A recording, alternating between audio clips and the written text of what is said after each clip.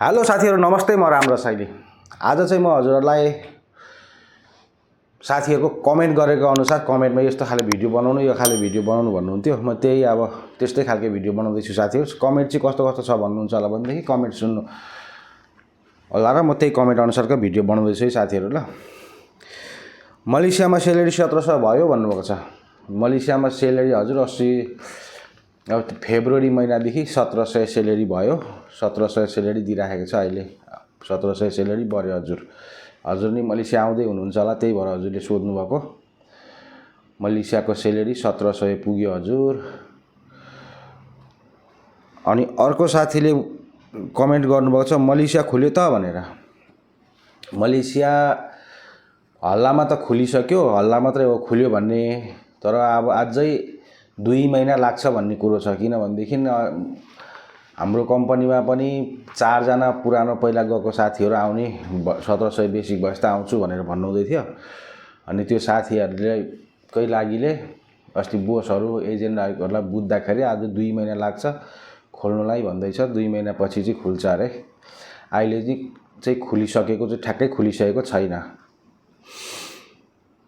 अनि अर्को साथीले एउटा साथीले कमेन्ट गर्नु छ मलेसियामा पैसाको रेट कति छ भन्नुभएको छ। मलेसियाको पैसाको रेट चाहिँ हजुर ठ्याक्कै अब त्यो त हजुरहरुले पनि गुगलमा हेर्दाखेरि हेर्न सकिहाल्नुहुन्छ। तर अहिले मलेसियाको पैसाको रेट भनेको चाहिँ त्यस्तै 30-31 चलिरहेको छ पैसाको रेट चाहिँ।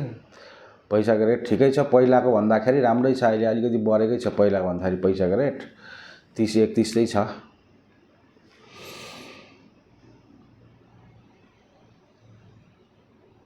एउटा साथीले लेख्नु भएको छ मलेसिया आउन लागत कति लाग्छ भनेर लेख्नु छ।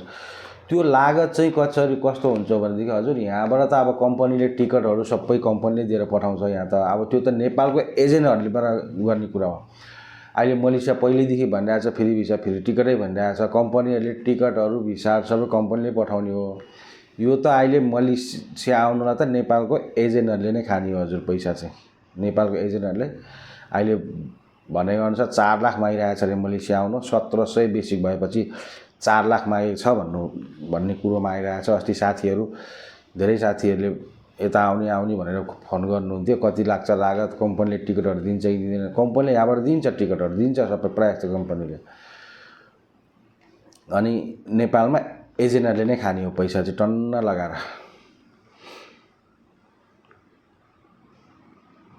अनि एउटा साथीले लेख्नु छ मलेसियामा महिनामा खानाको खर्च कति लाग्छ भनेर लेख्नु भएको छ। त्यो खानाको खर्च भन्ने चाहिँ साथीहरु कस्तो हुन्छ होला भनेदेखि त्यो त आफूबाट पनि हो। कहिले टन्न अलिकति अब कन्जुसै गरेर भनौं लोभै गरेर ठिकै अब तर कोही साथीहरुले चाहिँ अब टन्नै अब महिनामा कोहीले त अब जति आयो त्यति नै सिद्ध्याउनु हुन्छ। अब त्यही नै हो। त्यसमा अब दारु पानी भरमा कम गर्ने त्यस्तो गर्यो भने 2-250-300 सम्ममा 400 भनौं मोबाइल खर्च गर्दा 400 सम्ममा मोटामोटी पुग्छ।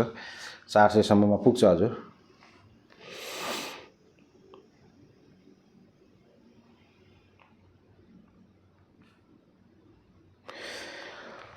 एउटा साथीले लेख्छ मलेसियामा सेलेरी टाइममा दिन्छ भनेर। मलेसियामा सेलेरी चाहिँ कम्पनीहरुले सबै टाइममै दिन्छ हजुर। मलेसियामा सेलेरी चाहिँ टाइममा ठ्याक टाइममै दिन्छ। त्यस्तो किनभनेदेखि 7 तारिक 5 तारिक प्राय जस्तो मलेसियाको सेलेरी आउने दिने गर्छ। 7 तारिक र 5 तारिक बैंकमा पैसा हाल्दिएकै हुन्छ मलेसियाले।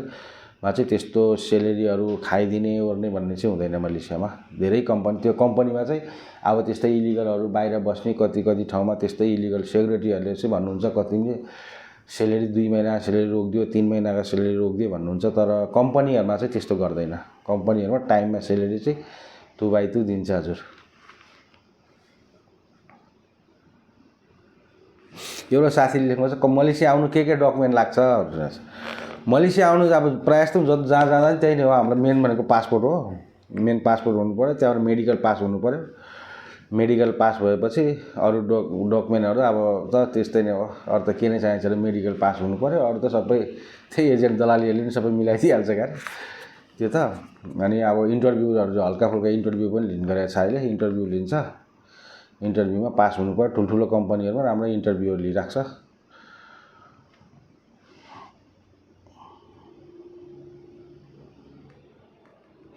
मलेसियामा कम्पनीले के को पैसा काट्छ भनेर लेख्नुभएको छ एउटा। मलेसियामा अब पैसा त अब सबै कम्पनीमा भन्नु सकिँदैन, प्रायः जस्तो कम्पनीमा होस्टेलको र पानी बत्तीको गरेर 50 रिङ्गिट काट्छ। अनि त अहिले चाहिँ किन सोक्सो भनेर त्यस्तै 10-12 रिङ्गिट आफ्नो सिलेरी हिसाबले हेराइ हिसाबले काट्छ, त्यति नै हो। अनि मलेसिया आउँदै हुनुहुन्छ भनेदेखि चाहिँ अलिकति यो मेन पावरहरूलाई पैसा त्यति धेरै नदिनु होला, अलिकति कम गरेर दिनु होला, किनकि यहाँ पनि त्यस्तो ओटीहरू चलेको छैन मलेसियामा। अहिले प्रायः जस्तो कम्पनीमा ओटी चलेको छैन, खानाको त्यस्तै महँगी परिरहेको छ। त्यस्तो अलिकति 1 साल जति मोटामोटी त 1.5 साल त त्यत्रो 4-4 लाख रुपियाँ त कमाएर तिर्नुलाई पनि लाग्छ। हजुरहरूले पनि यता आउँदै हुनुहुन्छ भने चाहिँ अलिक कम्ती नै लागत तिरेर आउनु होला। हस् त साथीहरू, यति भन्दै आजलाई बिदा चाहन्छु। अर्को भिडियोमा फेरि हजुरको माझमा